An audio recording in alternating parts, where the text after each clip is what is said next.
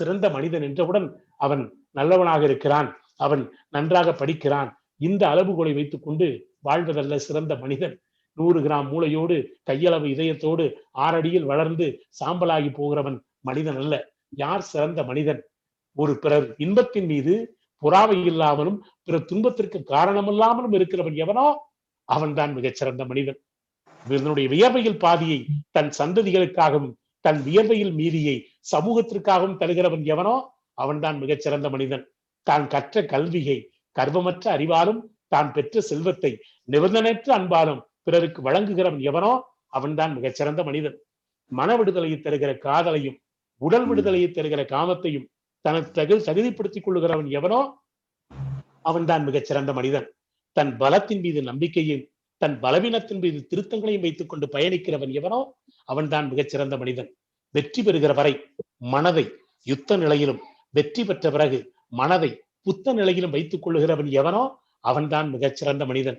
வாழ்க்கையை வரலாற்றுக்கும் தன்னுடைய வரலாற்றை காலத்துக்குமாக விட்டு செல்லுகிறவன் எவனோ அவன்தான் மிகச்சிறந்தவன். 100 மனிதர்கள் சேர்ந்து சிந்திப்பதை ஒருவன் சிந்தித்தால் அவன் அறிஞன். 100 அறிஞர்கள் சேர்ந்து சிந்திப்பதை ஒருவன் சிந்தித்தால் அவன் மேதை. 100 மேதைகள் சேர்ந்து சிந்திப்பதை ஒருவன் சிந்தித்தால் அவன் ஞானி. 100 ஞானிகள் சேர்ந்து சிந்திப்பதை ஒருவன் சிந்தித்தால் அவன்தான் இறைவன். உங்கள் குழந்தைகள் மனிதர்களா, அறிஞனா, மேதையா, ஞானியா, இறைவனா என்று நீங்கள் முடிவெடுக்க வேண்டும். இனி அப்படித்தான் உங்கள் பிள்ளைகளை நீங்கள் வளர்க்க வேண்டும். ஒரு பழத்தில் எத்தனை விதைகள் இருக்கிறது என்பதை அறிந்தவன் மனிதன். ஆனால் ஒரு விதைக்குள் எவ்வளவு பழங்கள் இருக்கிறது என்பதை அறிந்தவன் இறைவன்.